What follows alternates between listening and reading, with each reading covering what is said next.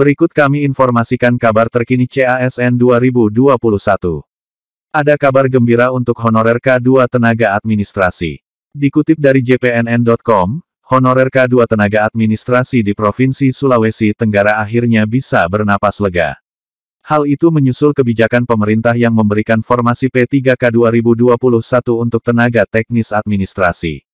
Ketua Forum Honorer K2 Sultra Andi Meliani Kahar mengatakan Gubernur Sultra Ali Mazi yang langsung memohon dan menyurati Menteri Pendayagunaan Aparatur Negara dan Reformasi Birokrasi, Menpan RB, Cahyokumolo agar ada formasi tenaga teknis administrasi dalam seleksi P3K 2021. Menurut dia, hal ini sebagai upaya pemerintah daerah menyelesaikan masalah honorer. Hari ini kami akan ke Badan Kepegawaian Daerah (BKD) bersama Asisten 3 menyerahkan kuota tambahan untuk honorer K2 khususnya tenaga administrasi, kata Sean, sapaan akrab Andi Meliani, kepada jpnn.com, Selasa tanggal 8 Juni. Dia mengungkapkan perjuangan honorer K2 tenaga administrasi di Pemprov Sultra selama 2 tahun ini akhirnya menemukan titik terang. Insya Allah tahun ini kami bisa ikut tes PPPK bersama honorer K2 guru, tenaga kesehatan maupun penyuluh. Lega rasanya, ujarnya. Selain itu, mereka juga mendapatkan kenaikan gaji. Hal itu setelah Pemprov Sultra memasukkan usulan kenaikan gaji dalam Anggaran Pendapatan dan Belanja Daerah (APBD) perubahan. Alhamdulillah seluruh honorer K2 di Pemprov Sultra gajinya naik dari Rp1 juta menjadi Rp1,5 juta. Terima kasih atas bantuannya selama ini Bu Nurbaiti, Dewan Pembina Honorer K2 Sultra, bebernya. Sementara, Nurbaiti menambahkan apa yang dicapai Sultra menjadi tolok ukur perjuangan honorer K2 bahwa tidak ada usaha yang sia-sia. Nurbaiti mengingatkan seluruh honorer K2 agar melakukan pendekatan dengan masing-masing BKD dan kepala daerah. Menurut dia, tanpa usulan kepala daerah, Menpan RB tidak akan memberikan formasinya. Yang paling penting juga, jangan pernah lupa menggandeng wakil rakyat kita di Senayan maupun DPRD. Karena perjuangan kita tidak akan menggaung tanpa suara wakil rakyat, pungkas Nurbaiti. Di samping itu, Menteri Pendayagunaan Aparatur Negara dan Reformasi Birokrasi, Menpan RB, Cahyokumolo mengakui formasi 1 juta guru P3K atau pegawai pemerintah dengan perjanjian kerja 2021 tidak terpenuhi.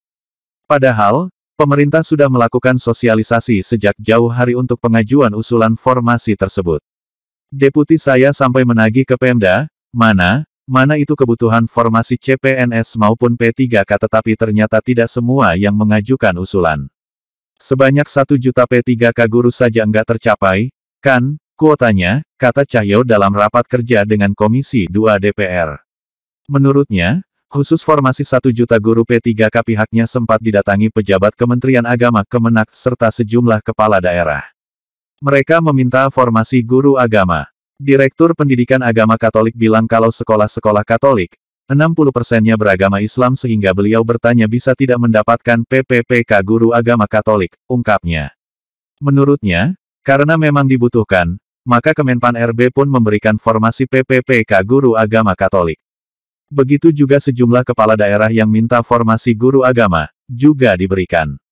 Karena daerah mengusulkan kebutuhan P3K guru tidak banyak, padahal kebutuhan guru di daerah banyak. Akhirnya, usulan Kemenak untuk P3K guru agama madrasah dan sekolah umum kami masukkan, jelasnya. Assalamualaikum warahmatullahi wabarakatuh. Bapak Ibu sekalian yang saya hormati, untuk program implementasi sistem merit, ada kegiatan skala prioritas meliputi reformasi perencanaan dan pengadaan ASN yang saat ini sudah menetapkan formasi bagi 56 kementerian lembaga, termasuk 8 sekolah kedinasan, 34 provinsi, dan 494 kabupaten kota dengan formasi 698.618.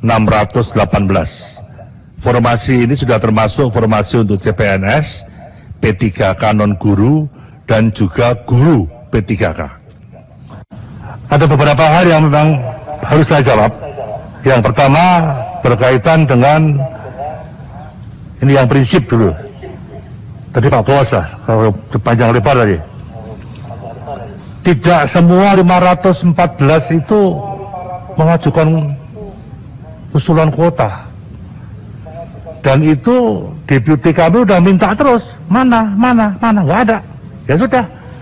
Sehingga dari 514 muncul 14 itu.